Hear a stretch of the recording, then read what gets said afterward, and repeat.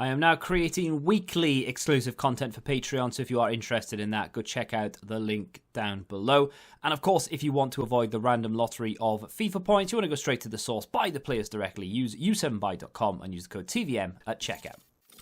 What is going on, guys? TVM here. Welcome back to another player review. I've been a little bit lazy with this one. I've had him across 2 accounts for quite a while and only now got round to doing it. So we are, of course, talking about the objective team of the season, Reguilon. I'm probably saying his name completely wrong, but that's how I read it, so that's how I'm going to say it. He went from a 77 to an 80 with the February or January upgrade, and now, of course, up to a 92 rated left-back team of the season card.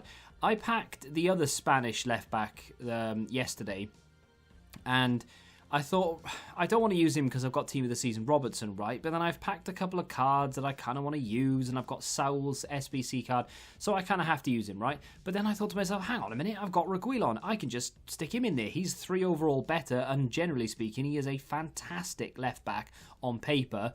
So let's get it going. So I've got him in my team. And I'll be honest, he was pretty impressive. And he suits the way that I play. Now, I am more than aware that not everyone will use fullbacks the way that I use them. So you'll have to look upon this from an attacking point of view. I use my fullbacks to overlap. I don't say, join the attack or stay forward or get forward or anything. But I just say overlap.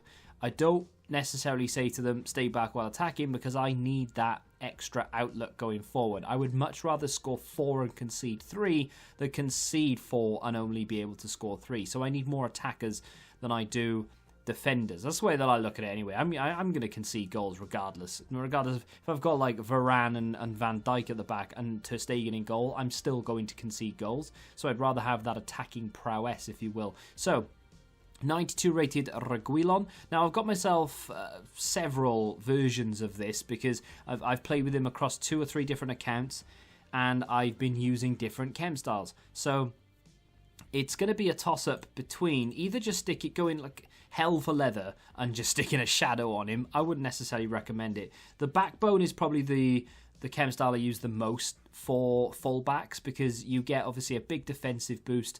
Puts him on par with Rafael Varane, actually, when you give him that backbone in terms of his defensive capabilities. 98 slide tackle, 99 for stand tackle, defensive awareness, 91 heading, and 96 interceptions. He's only 5'8". I'm not saying he's as good as Varane, obviously. I'm just saying defensively, he's now on par with him with that chem style. He's got 87 strength, 89 jumping with the chem style, 96 stamina. Can't stress enough how good that was and is, because especially for someone like me who is using overlap on fullbacks, you need that sort of stamina. You need them to be able to bomb forward and to be able to come back on defense and keep doing it all game. 96 stamina will allow him to do that. 99 short passing and 85 vision. And of course, he does have 99 crossing if that takes your fancy. So backbone for me was the main one. I did toy with an anchor. Shadow, of course, is that sort of broken chem style like a hunter, where you'll see a lot of people use them on players that already have insane pace. So for example, with Reguilon, we've got 97 acceleration, 96 sprint speed. Why would you put a shadow on him? It's a good question. I don't know the answer, but people do. I've come up against him with a shadow on him. So there must be something in it. I'd love to be able to test it out. I just don't know how to. Because it's a case of going out and spending all that money on shadows and hunters, filling your team with them, and then taking them off and using different chem styles to see if there was I don't know. But either way, I've seen people do it, so there must be something in it. And of course, the only other one to maybe consider would be a powerhouse. You get a much bigger vision boost.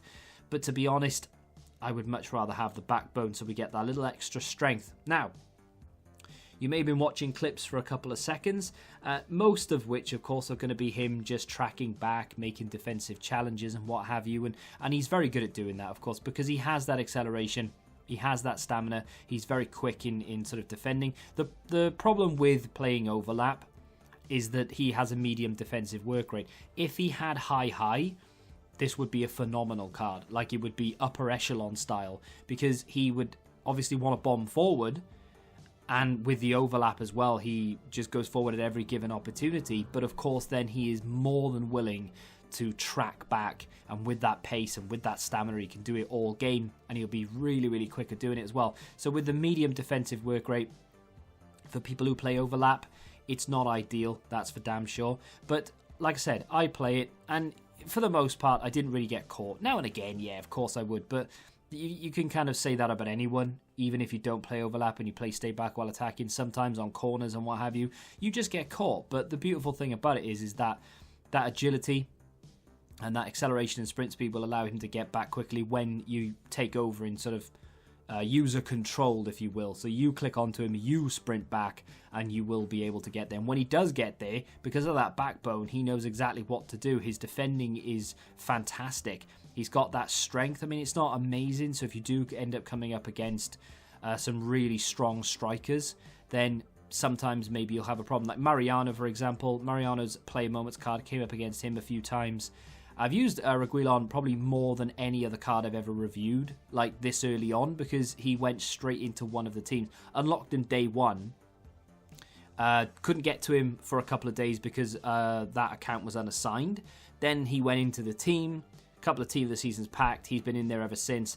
And I've played quite a few games, maybe, I don't know, 30-ish games with him, maybe even more. So in that short space of time, I'm actually quite happy with the sample size of clips and also the my experience and my impressions of him. I'm more comfortable to tell you what Reguilon is actually like than I am playing 10 games with someone, because of course I know the ins and outs. I've played with him enough now to know what he's good at and what he's bad at. In terms of what he's bad at, to be honest, not an awful lot, you know.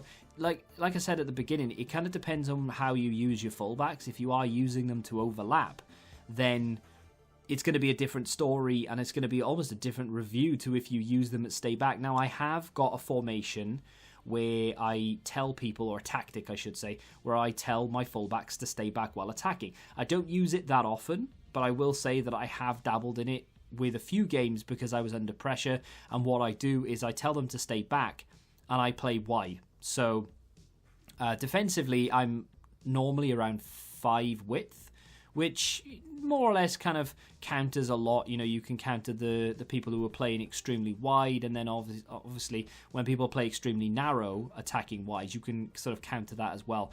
But he was very good, but wanted to go forward, and you can tell even with the instruction stay back while attacking, when I got the ball out of defense and I started running, I could see him edging. Now I've got quite a few fullbacks on the right side, so I was using Robertson out of position, I was using Player Moments Bellerin, and I was using the Player of the Month Trent quite a few times, as well as Zambrotta's icon card, and all of them have got various work rates. Some of them have got high, some of them have got medium, but no one wanted to get forward more than Reguilon. He just wanted to, and now and again he will edge forward, so sometimes positioning can be an issue if you tell him to stay back while attacking.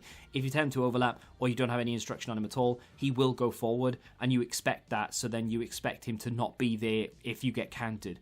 But if you tell him to stay back while attacking, you get countered, and you're expecting him to be there, sometimes he won't be. Just bear that in mind. That's the only negative I can pick up on. If you want to talk about the weak foot, feel free to do so. For me, it wasn't an issue. He's left-footed. He plays at left-back. If you play him at right-back out of position, for example, or you want to play him as a centre-back, then sure, you can moan about that all you want. But for me personally, it wasn't an issue, as I played him in the position he's meant to be played in. So left-footed was fine. If you cut in on the inside, just play nice short passes, you'll be fine.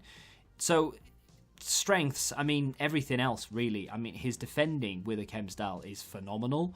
His pace is electric. He's got really good short passing. I wouldn't say you could sort of split defenses from 45 yards with excellent little through balls or anything, because you don't have the vision for that, right? With the chem style, the backbone we're talking about, you've got up to 85 vision, and you get 99 short passing.